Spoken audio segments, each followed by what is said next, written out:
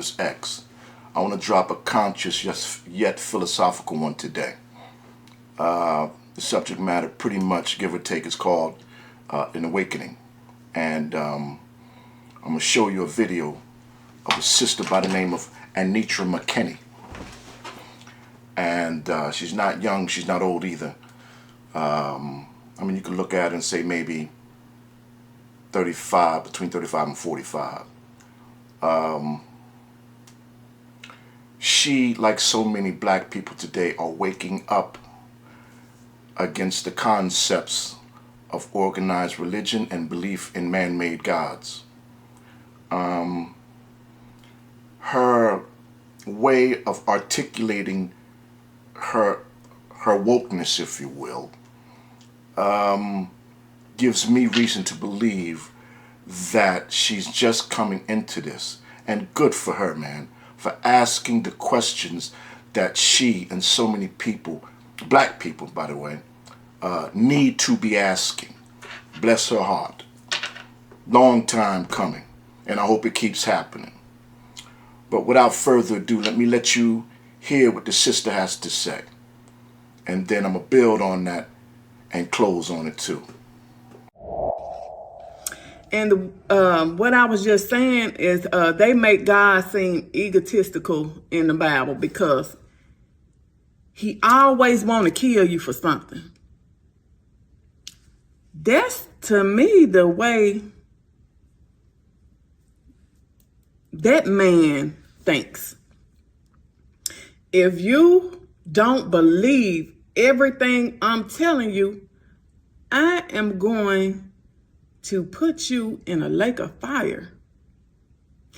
They got this whole list of sins. Stuff that, we know is wrong.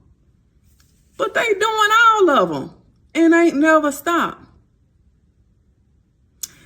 I've been seeing lately where people ask, do they believe in karma? I believe in karma because I know I get mine right back. When I say I can't do nothing without God chastising me or somebody chastising me. But when they gonna get their karma? It's been like 500 years. I don't see them people suffering no kind of way. Some people say, well, they finna get theirs. God about to do it right now. Like, when? Them people know something that we don't know. They just have the belief that they can go all over the world and do what they want to do. And they have sold us the belief that we gotta wait till we die to have anything. We gotta wait until we go to heaven in order to see paradise. They don't want us to believe we can have it now. But when you ride through their neighborhoods, they got everything that belong to us. Our ancestors worked sun up to sundown so they could give our wealth to their ancestors, to their descendants, I mean. That's crazy that they have been able to brainwash us for so long, and a lot of y'all still sleep. Ain't nothing wrong with sleeping. I like a good nap every now and then. I like to sleep too. But y'all need to wake up. Y'all need to start questioning these systems that we have been following for so long. Start questioning these systems. Start questioning why we are still in the same predicament that we're in. That's all I'm saying. All right. Miss McKinney, or Mrs., no disrespect, no pun intended. You mentioned God always wants to kill you if you're not submissive or obedient to his will. That is man-written, and it's nothing more than a fear tactic. Disobey God, you burn for eternity in hell. Fear. it's easier to instill fear once you're already scared. What do I mean by that? During slavery, black people were scared to death. They were in survival mode every day. So it's easy then, once the fear had already been instilled in the black consciousness as an owned human by whites, to now instill the white man's God and say, this is my God, is your God, take it or die. Easy to do. So fear is a very useful tactic or component when trying to control a race of people and get them to submit to your ideology. She mentioned karma, as if when the oppressor, when white folk who've done so much dirt to black people, excuse me, who've done so much dirt to black people, when are they going to get theirs? Well, let me explain karma to you, sweetheart. That's not how karma works. Karma is a personal thing. Karma is distributed by the laws of nature, laws of life, okay? The natural order. And karma is between that natural order or life or the universe, however you want to look at it. It's between that source and the person it is directed to. You don't get to see people's karma. None of us do. But the main reason for that is because it's none of our damn business. Once people do dirt shit, once people foul other people, okay, they've done their wrong and they got to pay their dues in time. But you and I don't get to be there to see it go down. We don't get the pleasure. Because quite frankly, it's not about us. It's about that person and the universe. The laws of the universe. The natural order. What you put out there in energy, what you exude, particularly if it's negative and it's to hurt other people, you will one day have to receive the same reciprocation. It will come back to you. One day. But those you harm, or those that were harmed by the bad deeds, don't get the pleasure of seeing it go down. Because you have nothing to do with it. People do you wrong, take your shot on the chin, step off, and continue living your life. They will get theirs in due time. But you just do not get the pleasure of seeing it go down that way. And if you do, it is a very, very rare occurrence. I'm not saying it never happens, but it's a fluke. Trust. And then she mentioned death, right? She said religion has convinced black people that they don't get their paradise until they die, as if to suggest we can't have it right here on earth while we're alive. That is the mental hustle of religion. That is, once it captures the mind, be it the faith, be it you've mentally subscribed, you believe. Once they got you on that level, yeah, now they can throw in, look here, you don't really get your blessings. You don't get your kingdom. You don't get your paradise until you die. Okay, God has a kingdom prepared for you in the so-called afterlife, up there in them clouds.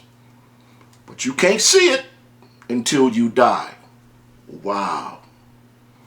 Let me explain how religion runs the game. There's a old game, the old schoolers know it. I don't know if you younger folk ever heard of a game, street game. It's called 3-Card Molly. And it's a street hustler. He's a dude, or it could be a chick. And they take 3 playing cards, they fold them in like a teepee looking shape. And they put a little ball under one card. And they shuffle the cards around. And on occasion, while they're shuffling the cards around on the table, they let the onlooker see the ball. So what the hustler would do is say, I bet you $10 you can't tell me what card the ball is under, while he's shuffling the cards with the ball. And he'll let you see the ball. Here's the ball right here on this card. And he'll shuffle them again. Here's the ball right here. He'll keep shuffling, giving the onlooker the illusion that he or she will be able to pick the ball. So the sucker puts the money on the table. The hustler sets the cards down and say, pick where the ball is at. And the hustler's not worried, because he knows the trickery in which to remove the ball without you seeing it. So it don't matter what card to pick, the ball ain't there. But it's the illusion that you know where the ball is. That's how religion keeps a lot. That's how religion works in similarity. You know, there is no heaven. There is no kingdom. And there is no reward when you die. There is no God to punish you when you don't subscribe to religion. But as long as I got you believing in the illusion, you've been hustled. And the young lady asked, how in the hell did the white man keep black people so controlled by the illusion for so long? Well, I have an answer for that too. How do you think racism in whites lasted as long as it did? White people pass it down to their children like some type of family heirloom from one generation to the next. Thus racism stays alive in the psyche. That white supremacy mindset, that blacks are inferior, is fed by the parent to the child, and it continues from one generation to the next. So does religion. Most black people are indoctrinated by their parents as children. There's the answer.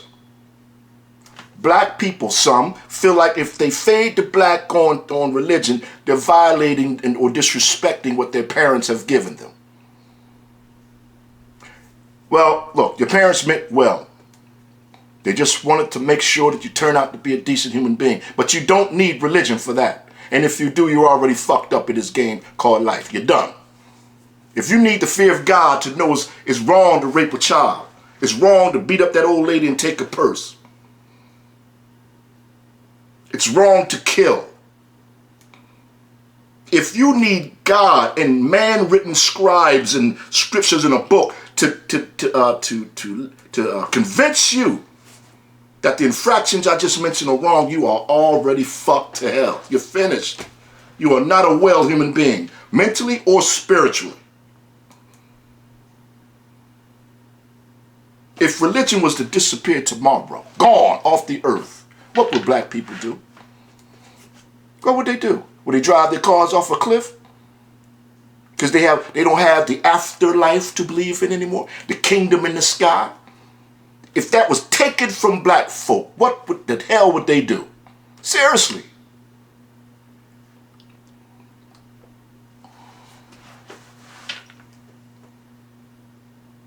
She referred, Miss McKinney, to God as a condition. She ended with that. She said something about the condition. I can't remember verbatim, but that's what she meant in essence. The belief in man-made gods is a mental condition, which it is. Slavery was architected to instill subservience to whites forever, a condition of the mind. Slavery was in fact constructed to convince black people that they are inferior to whites, a mental conditioning. And to this day, black people do suffer from an inferiority complex to white people. You're damn right they do. They won't admit it, but it's true. As long as the sun is in the sky, it's true. So we are damaged. Our people are damaged, and religion helps keep them that way. So I thank Anitra McKinney. I thank her for her podcast. I thank her for thinking and questioning to break the cycle, the generational cycle of ignorance within the black diaspora. Once you fail to question, you are now intellectually dead. You're dead because you have now locked yourself in your own box of ignorance. And any information outside of that, you're finished. You couldn't answer one question.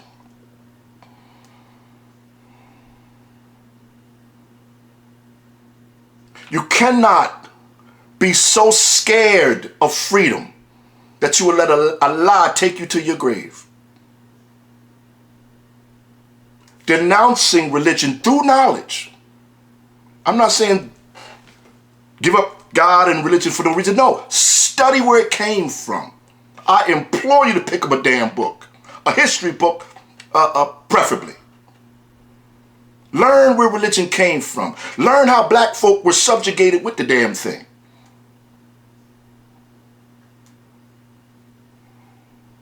There is no God. There never was one. There ain't no heaven, ain't no hell. Now, if you want to believe in the concepts of heaven and hell, in terms of suffering and happiness, hell, you can live that shit right here on earth. Make the wrong or bad decision. It's all about decisions. Good decision, you can live heaven right here. Bad decision, you can live your hell too.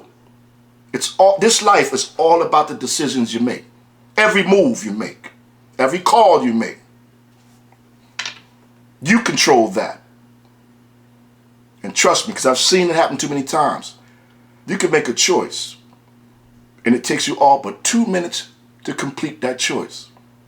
Bad choice, but it didn't take but 2 minutes to complete it. And you'll end up spending the rest of your life trying to fix it. All right. I'm going to end with that.